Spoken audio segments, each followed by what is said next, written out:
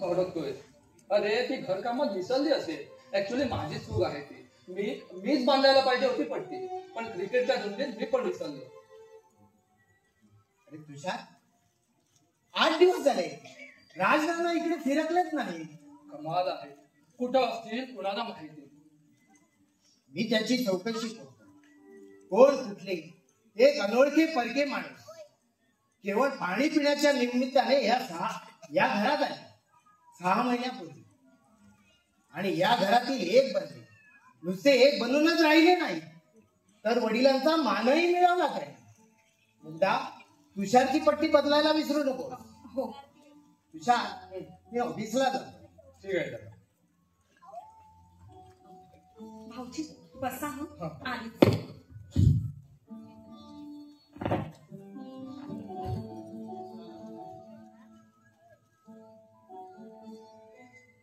भाऊजी पाय करा पुढं.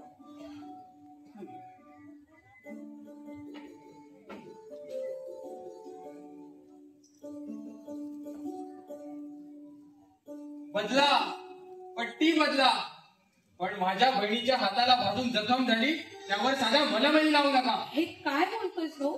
अरे भाऊजी, मी आजच येताना मलम आणलंय. ह्यानं आणला, पण तुझ्या नवऱ्याने नाही ना आणला. रमेश ते कामात विसरले असतील. एक दिवस तो माझ्या बहिणीलाही विचारायचा. नाही, तसं कधी होणार नाही.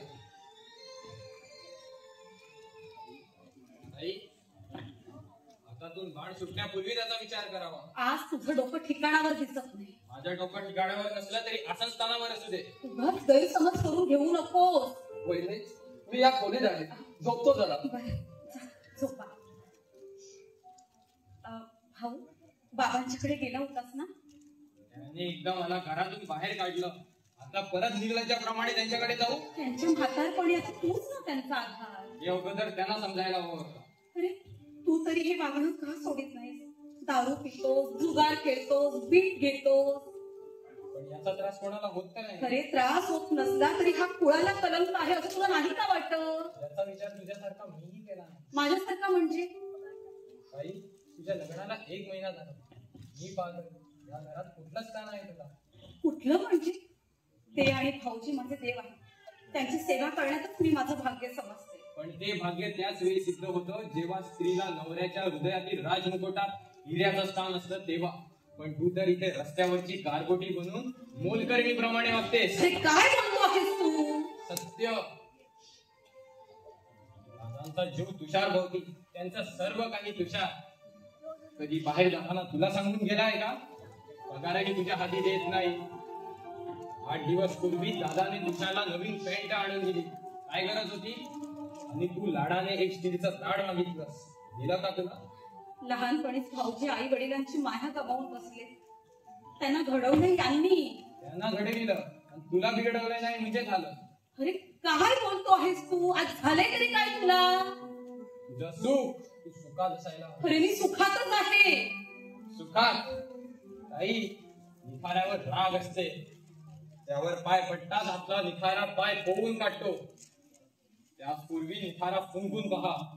तुला वाटत असेल तुषार चांगला आहे तर तुम्ही चांगले. जीवापाड खूप प्रेम करतात ते माझ्यावर. पण कसलं? भाऊ कशाला ओरडतेस ताई? तुषारच्या अंगी फार मोठी शक्ती आहे दुसऱ्यांना भरवण्याची. म्हणूनच सांगतो, तू जर तुझ्या हातची दोरी सैल सोडलीस तर त्या दोरीचा पाच तुझ्याच गळ्याला येऊन बसेल. मी समजते नाही. या घराची स्थान तुझं गौण आहे ते मुक्त करून घ्या आधी. मी व्यसन घातल्यावर आसन जाण्याची भीती नसते.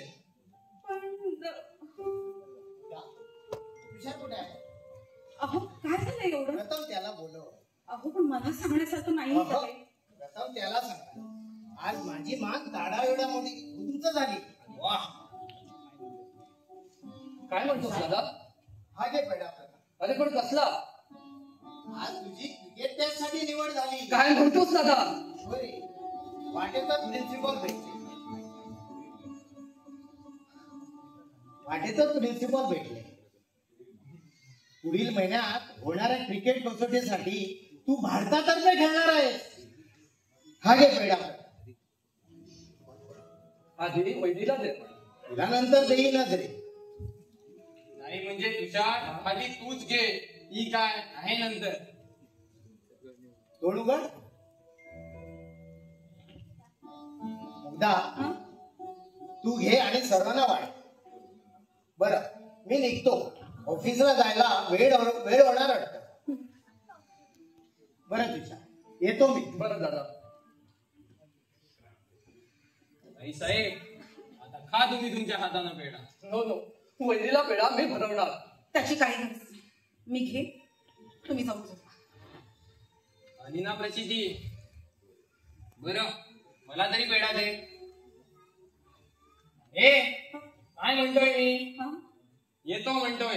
हो, ये सावकाश जा. हो. ये.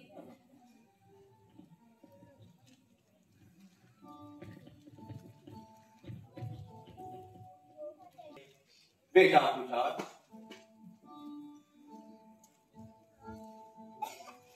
कोण नाना. हो, नुकतीच तुमची आठवण काढून दादा बाहेर गेला. पण नाना, एवढे दिवस तुम्ही होता तरी कुठे. किती काळजी वाटत होती आम्हाला. पोरांनो, कशाला काळजी करतात माझी. मी पोर सुद्धा. मी हे भडका मुसाफिर होतो. माझ्या लाडका शांबीच्या हकामी निघाल्यामुळं तिला नाहक शोधत फिरणारा एक वेळा भटकत असताना प्रत्येक घरातून मी माझ्या शांबीसाठी दोखावून पाहत होतो. कधी भाकरीच्या निमित्तानं तर कधी पाण्याच्या निमित्तानं. पण माझी शांबी कुठंच भेटली नाही.